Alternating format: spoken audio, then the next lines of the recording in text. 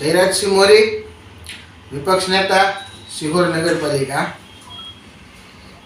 આપણે જોઈએ છીએ કે દેશમાં કેટલાક વર્ષોથી ભારતીય જનતા પાર્ટીની સરકાર છે અને હજુ થોડા સમય પહેલાં વડાપ્રધાન મોદી એવું ભાષણ આપતા હતા કે અમે કોઈ ભ્રષ્ટાચારનો આરોપ નથી, ભ્રષ્ટાચાર અમે કરતા નથી, પરંતુ આ તદ્દન ખોટી વાત છે। કારણ કે નરેન્દ્રભાઈ મોદી જ્યારે ગુજરાતમાં હતા ત્યારે રાજ્ય સરકારમાં ને અત્યારે કેન્દ્ર સરકારમાં છે, એ કહેવાય કે ક્લીન ભ્રષ્ટાચાર કરવામાં માહેર છે કે જાહેર લોકોને ધ્યાનમાં ના આવે અને પડદા પાછળથી કઈ રીતે ભ્રષ્ટાચાર કરી શકાય એમાં એવો ખૂબ કુશળ છે।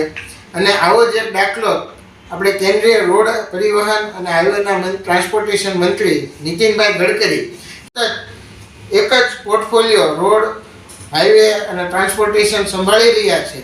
તો એમણે છેલ્લા કેટલાક સમયથી એ મુહિમ ચલાવી રહ્યા છે કે ભાઈ પેટ્રોલ હોય તો એમાં ઇથેનોલ ભેળવીને ઇથેનોલ યુક્ત પેટ્રોલ નું વેચાણ કરવું, અને એ બાબત ઉપર એઓ ભાર કરી રહ્યા છે। અને હમણાં જ પ્રથમ 2020માં અને ત્યારબાદ 2023માં જે નવી નીતિ નક્કી કરી ત્યાં એ અનુસંધાને 2025ના અંત સુધીમાં 20% ઇથેનોલ પેટ્રોલમાં ભેળવીને E20 કક્ષાનું જે ઈંધણ વેચવા માટે બધા ડીલરોને એ લોકોએ સુનિશ્ચિત કર્યા છે। તો આ અંગે જોવાની ખૂબી છે, વર્ષમાં આશરે 2700%નો ટર્નઓવરમાં વધારો થયો છે। અને જે કંપની ગયા વર્ષ સુધી 0 પ્રોફિટ ધરાવતી હતી, માત્ર એક જ વર્ષમાં એમણે જે કંપનીએ જે આંકડા જાહેર કર્યા છે એ મુજબ આ એક જ વર્ષમાં 52 કરોડ રૂપિયાનો એનો ચોખ્ખો પ્રોફિટ થયો છે।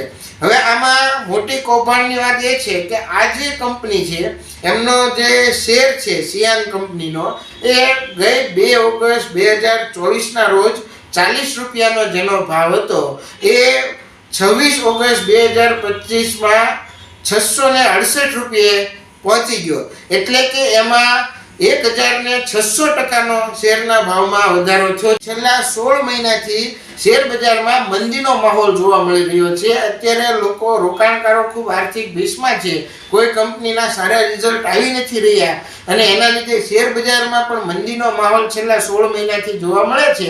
તો એ મંદીના માહોલમાં પણ આ કંપનીએ 1600%નો ઉછાળો માર્યો છે।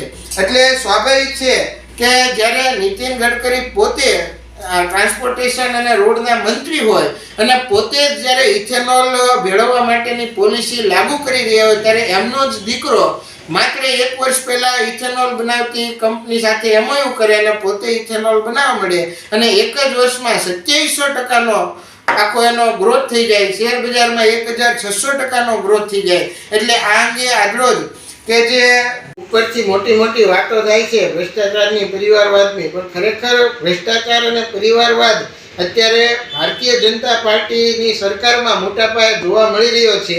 અમિત શાહના પુત્ર જય શાહનું ઉદાહરણ તો લોકોની સમક્ષ છે જ, એમ અત્યારે આ નીતિન ગડકરી અને એના પુત્ર નિખિલ ગડકરી આ એનું બીજું ઉદાહરણ બન્યા છે કે કઈ રીતે ભાજપમાં કોઈ દેશ હિતને લગતા નહીં પણ માત્ર ને માત્ર કોઈ પરિવારોની આર્થિક ફાયદો કેમ થાય એ ધ્યાનમાં રાખીને જ નિર્ણયો લેવામાં આવી રહ્યા છે અને પરિવારોના આર્થિક વિકાસના ઉદ્દેશ્ય સાથે જ અત્યારે શાસન ચાલી રહ્યું છે।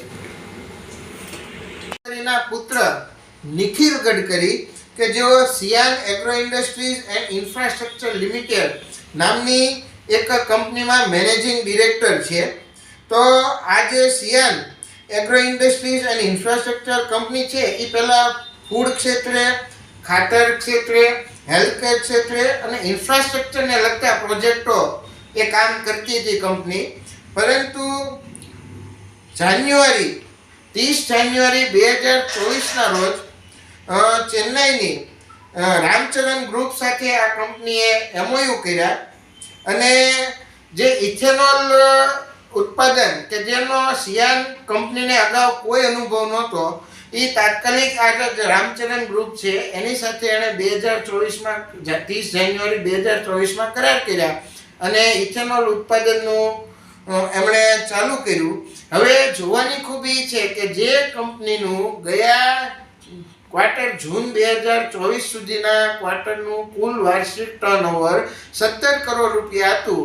એ આ એક જ વર્ષમાં ઈ ટર્નઓવર વધીને 511 કરોડ રૂપિયા થઈ ગયું. જે આ અંગેનું દેખરેખ રાખે છે કે કોઈ પણ નાણાકીય દુર્વ્યવહાર હોય તો એ માટે થઈને security and exchange board of India, security and exchange board of India એટલે કે સેબી નામની સંસ્થા જે આની ઉપર દેખરેખ રાખી રહી છે એને આજરોજ અમે ફરિયાદ કરી છે અને સાથે સાથે કંપનીના એના વાર્ષિક અહેવાલના રેકોર્ડ પણ જોડ્યા છે અને એમને જણાવ્યું છે કે આ અંગે અમને ઇન્સાઇડર ટ્રેડિંગની બીક હોય, કારણ કે આમાં સ્વાભાવિકપણે પિતા પુત્ર બંને સીધી રીતે આમાં સંકળાયેલા હોય, એટલે આ બાબતની યોગ્ય તપાસ કરી અને જે કાંઈ જરૂરી પગલાં લેવા પડે એ પગલાં લેવા માટેની અમે માંગ કરી છે. કારણ કે ઘણા એવા દેશના નાના રોકાણકારો હોય એમના પૈસા આ શેર બજારમાં આ શેરમાં રોકાયેલા હોય, જો આમાં કોઈ કૌભાંડ થાય તો આમાં નુકસાની નાના રોકાણકારો જેને એની બચત મૂડી આમાં લગાડી હોય શેર બજારમાં એ બધાને આર્થિક નુકસાન જવાનું મોટું ભય છે. એટલે આજરોજ સેબીમાં અમે ફરિયાદ કરી અને આ અંગે યોગ્ય કાર્યવાહી કરવાની માંગ કરી છે.